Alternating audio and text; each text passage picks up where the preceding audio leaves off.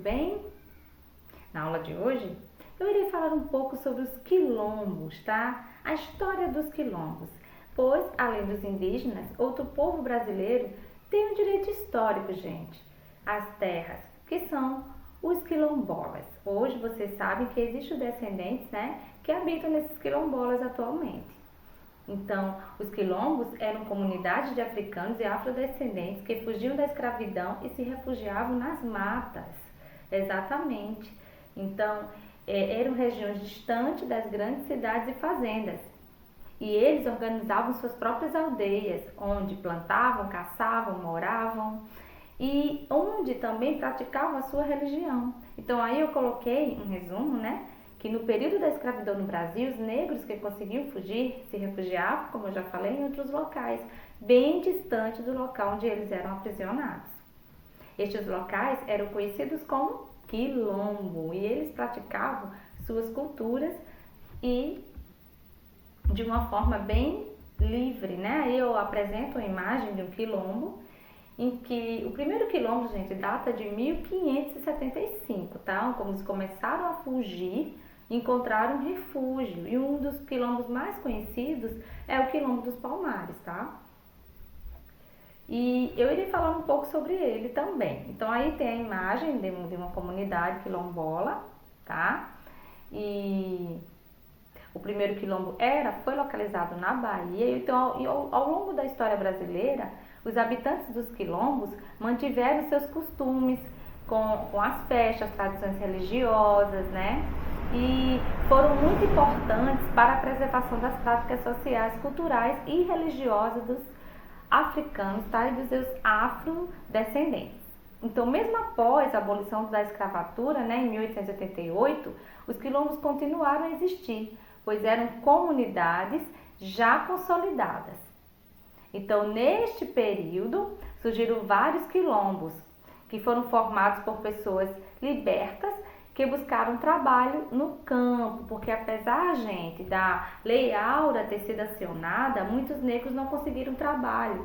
Muitos continuaram nas fazendas da região e nos engenhos, simplesmente porque tentaram sair, tentaram viver uma vida normal, mas não conseguiam, porque o preconceito habitava no povo da cidade, né? Principalmente o racismo era praticado livremente. Então, os negros, os afrodescendentes sofreram bastante no início da Lei Áurea, tá certo? Da abolição da escravatura. E por isso que eles se refugiaram nos famosos quilombos, tá? Esse aí que eu apresento para vocês agora é o famoso Zumbi dos Palmares, né? Que foi um garoto que foi criado por um padre, que eu apresento um resumo da história dele, tá? Aqui ele foi aprisionado pela expedição de Braz da Rocha Cardoso e entregue aos cuidados do padre Antônio de Melo, em Porto Calvo. Ele tinha 6 anos, gente, e foi então batizado com o nome de Francisco e recebeu educação bem esmerada. Ele aprendeu latim e aprendeu português, né? E isso foi muito importante para ele, porque, olha, aos 15 anos, ele voltou para o Quilombo dos Palmares, ele fugiu do Quilombo, né? Ele voltou para o lugar de origem, né? Que ele considerava de origem. Exatamente. E em 1675 ele ganha notoriedade ao defender o quilombo do ataque de tropas portuguesas. Então ele era um negro muito valente, gente. Ele enfrentava mesmo e ficou conhecido por isso. E com 25 anos, Zumbi desafia seu tio e em 1680 assume o lugar de Zanga Zumba como líder dos Palmares. Exatamente. Só que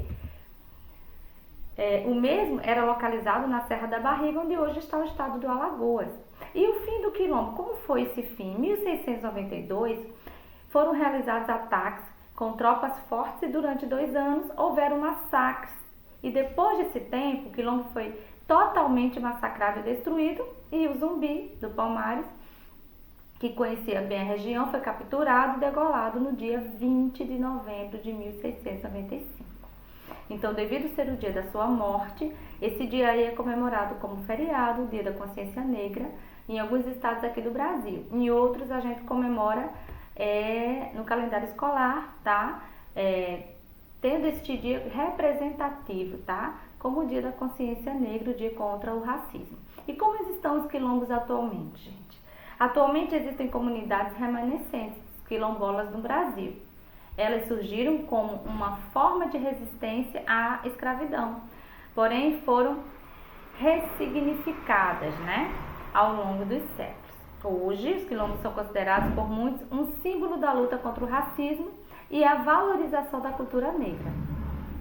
Aí, como as comunidades quilombolas ocupam suas terras há muitos anos, elas são consideradas donas destas terras. Então, os quilombos que ainda existem hoje, os negros que habitam naquele lugar já se consideram, né, como pertencentes daquela terra. Então, o próprio governo ele já considera as terras dos descendentes, dos quilombolas e seus descendentes. Então, assim, eu termino a aula, né, apresentando a imagem do quilombo para vocês novamente e que existem ainda algumas comunidades, né, alguns remanescentes, alguns quilombolas, né, ainda existem. Então, assim, termina aqui a explicação sobre os quilombos.